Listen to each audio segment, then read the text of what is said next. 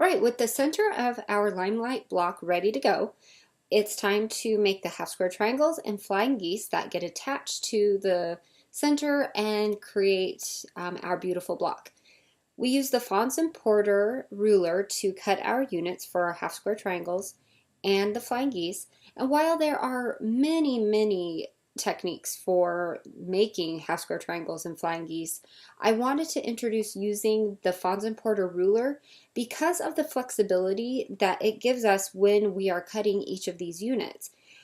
Having separate units, and you may be sitting back saying, man, that girl is crazy. She cut out every single triangle individually rather than cutting a square, sewing down the middle on each side of a line, and then cutting it. And well, yes and no. I do use that technique often. I will include it in the instructions as an alternative. But I wanted to show you using the ruler and this technique because of the flexibility we get by cutting each of these units separately. For the half square triangles, it really doesn't make that much difference. But where it does make a huge difference are here with the flying geese. With the cutting out each unit, if you're not liking how two colors sit next to each other, you can go and pick another unit and set it next to there and see if you get the contrast you're looking for. With other methods, you kind of are stuck with what you end up with. So this method, while it might take a little bit extra time, it does give you so much more flexibility to be able to place your colors exactly where you want them to go.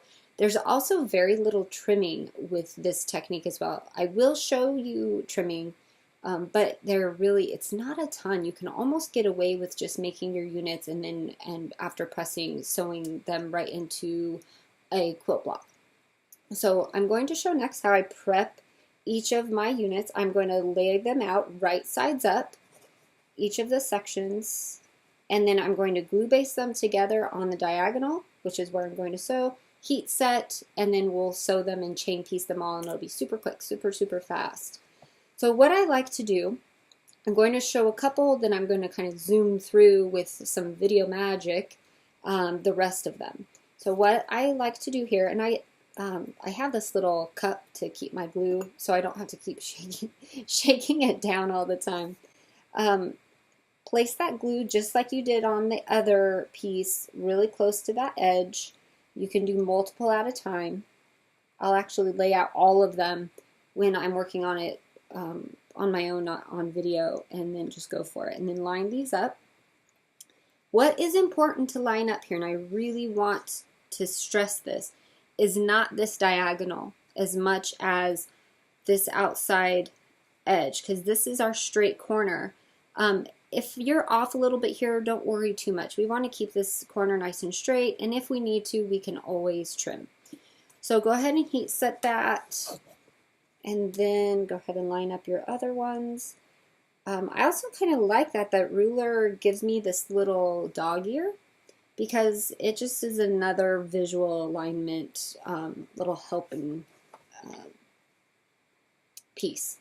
So I'm going to get the rest of these glue basted, then I'll glue baste one sky portion to each of the flying geese, and then we'll get to sewing.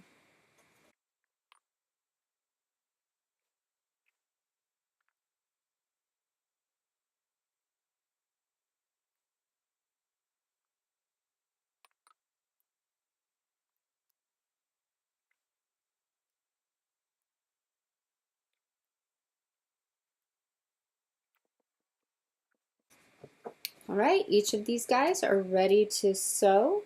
Let me go ahead and prepare the flying geese next. So on these flying geese, this being the geese portion, these being the sky, we're going to glue baste one sky portion onto the geese, only one side at a time. Unlike the center of the quilt, the center of the block, excuse me, we can only prepare one side of this one at a time because they do intersect here. So we'll prepare one of those and sew the one side, press it, and then we'll prepare the second side just the same way, sew it and press it, and then give it a trim. So see here, when I am placing these together, just to give you an example of the different color options, these two are really close together. And again, these reds don't show on camera as much of a contrast as they do have in person. But this one is just enough lighter that I like it much better. So cutting with that ruler gives me that flexibility.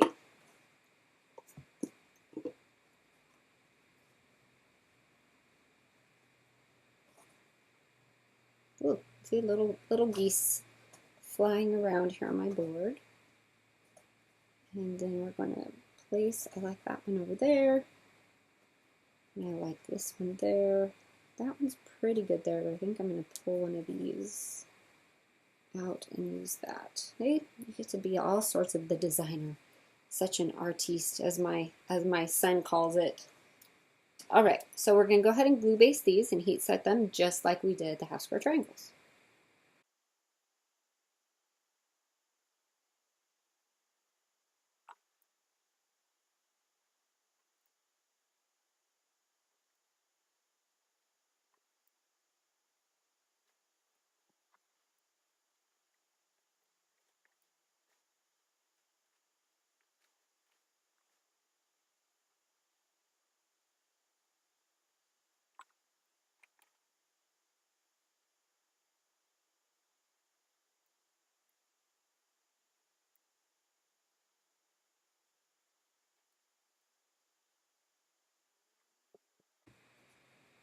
All right, everything is glue basted and ready to sew. I will see you at my machine. It is time to sew. We are going to get our flying geese and half square triangle pieces sewn together.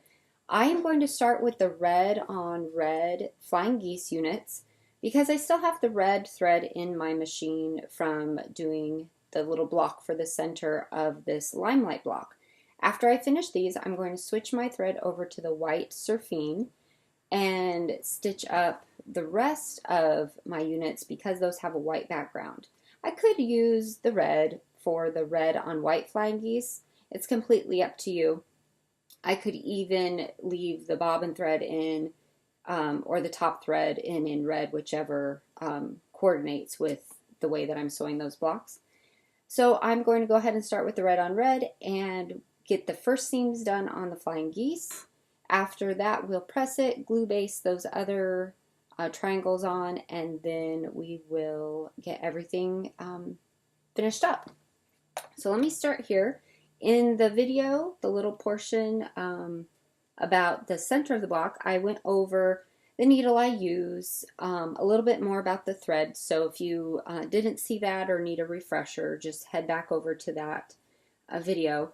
I am going to sew these, and this is the machine I'm using is a Juki. It's a TL98Q. The newer versions are the TL2010.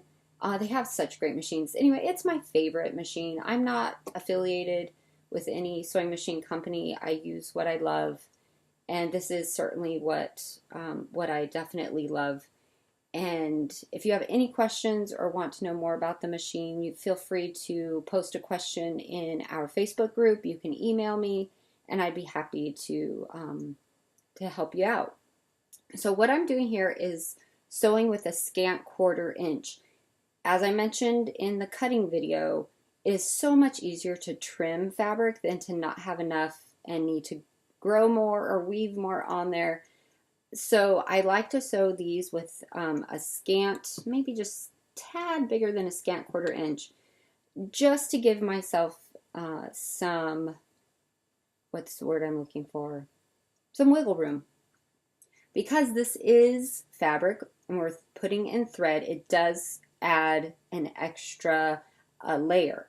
So if you sew with a scant 1/4 inch, when you press that seam over, then you will end up with closer to a accurate 1/4 inch measurement, rather than if you sew it right on the 1/4 inch line, press it over, and then it ends up being just a teeny bit too small.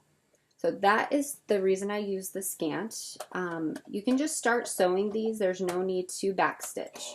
So let me also point out before I get going, On the flying geese units, I like to start sewing with the point up on that diagonal edge that I'm sewing and the 90-degree down. It is much easier to control the point up here at the top than to try and control that diagonal point when I get down here, and sometimes it'll end up down there in the feed dogs, it'll get sucked in, or it kind of veers off to one way or the other. It's so much easier just to control it up here at the start, and then you can sew all the way off the edge down there without any worries at all. So let's get started on sewing these.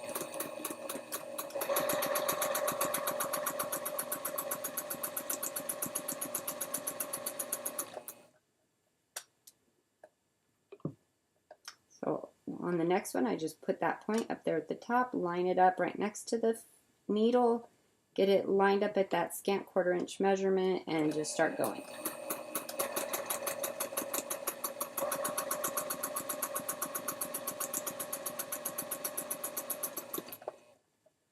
And you'll notice I'm keeping my needle down here. That just helps keep things under control. You can certainly keep it up, but I like it down.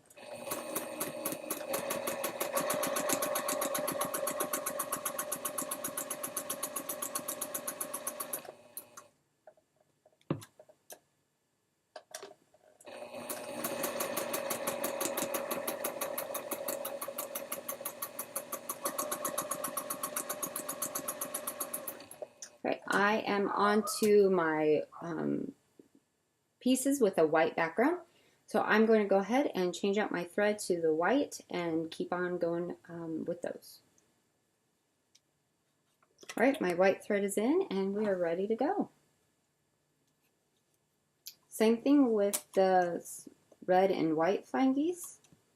I'm starting with the point up, sewing down to that 90-degree corner and just sewing off of the edge.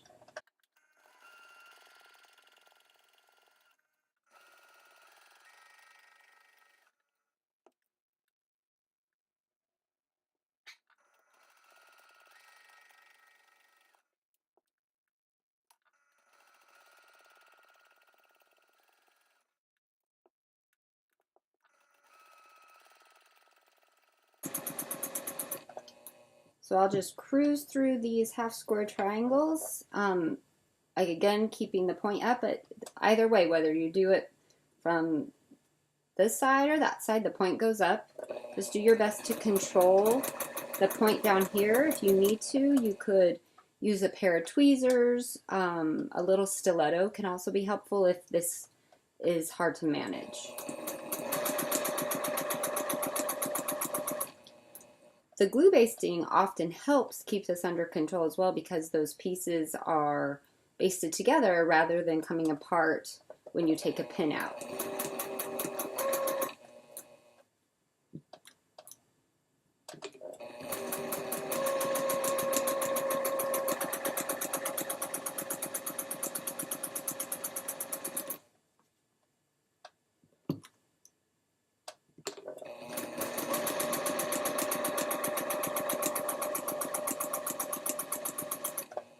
You'll also notice when I get down to here at the end where we have that little wedge cut out from the way we cut these with the ruler, that the seam will meet right at or just below that point. So that also helps to, as a visual, to keep things straight.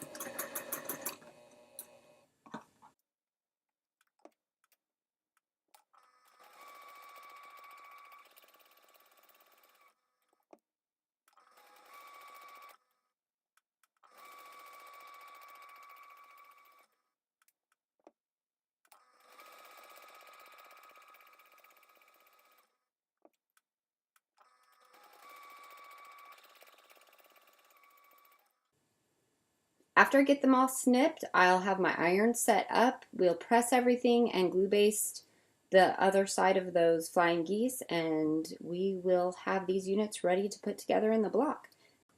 Well, I'm all set up to press our flying geese and half square triangles. We are going to press the half square triangles to the dark side, so away from the white. I like to set my seam first. That really helps a lot with preventing ripples that can happen along a bias seam. So just pull that little side over and give it a press. I like to press from the front. It helps me to just make sure I don't get any overlapping fabric on that side. And feel free to flip it over if you'd like to. All right, we'll get going on all these. I like using this little iron for this job. It's a nice hot iron. Feel free to use any iron you've got, your big ones.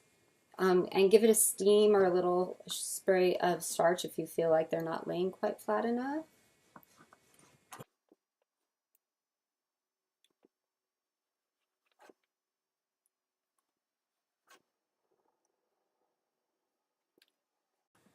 All of the half square triangles are pressed, and let's get those flying geese done. With these, I am going to press out. Most cases, for these anyway, it is pressing to the dark, but it's just easier to have those flying geese flying, having that sky go away from the geese rather than pressing it under. All right, let's do the rest of these.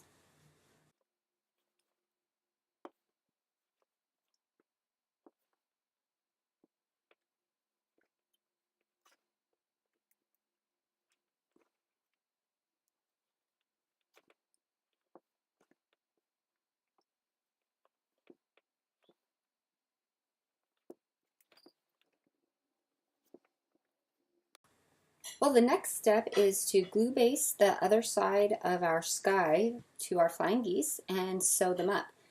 When you glue base that, it's just the same as you did before. So we'll just place our line of glue. This just makes it so much easier when you go to sew them all together. You won't get any shifting. Everything will just stay right where you want it to.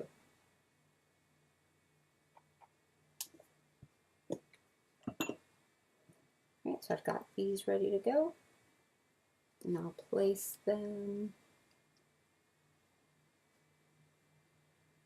Get that diagonal edge and the flat edge lined up there. Get off that extra glue.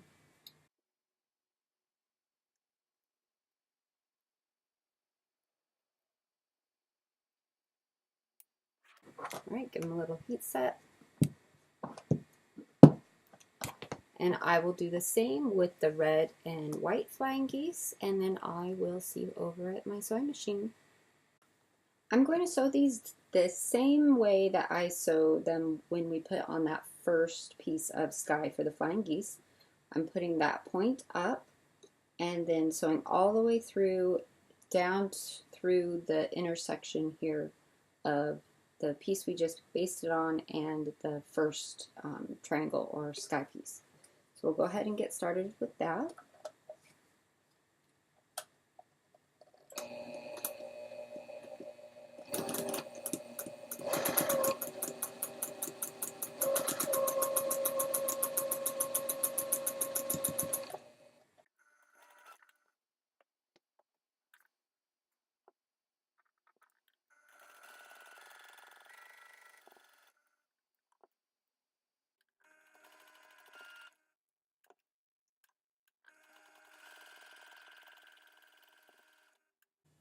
Right, I'm going to go ahead and change out my white thread to the red thread and then finish up the rest of these flying geese. I have that red thread placed in the machine now. You know, if you don't want to color match, you certainly don't have to. If you want to use a neutral thread throughout your piecing of these, feel free. I really like color matching when it's a brighter color like this red or blues, purples, anything like that where at the seam when you press it to the side you might see your thread peek through. It just makes it less obvious that a different thread color was used. So go with your gut, do what you like best, and do give it a try if you'd like. So let's finish these up and then we'll be ready to press them all and trim them, and I'll show you that block ruler for trimming these flying geese and the half square triangle.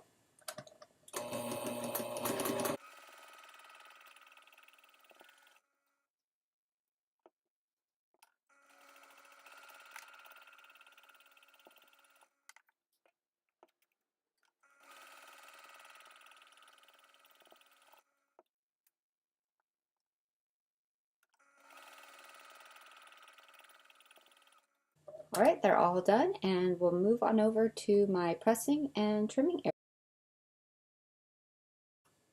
I'm going to go ahead and get all of these pressed, all of the flying geese, and then trim them up. I'll walk you through using that block lock ruler, and then we'll be ready to sew these all together. So again, I'm just going to set that seam. I try and be consistent with doing it, especially on those diagonal seams. Sometimes I forget, but it's a good idea. It's a good practice to have. And you could set all the seams at once too. Just kind of run through and do that. So I'll press this out.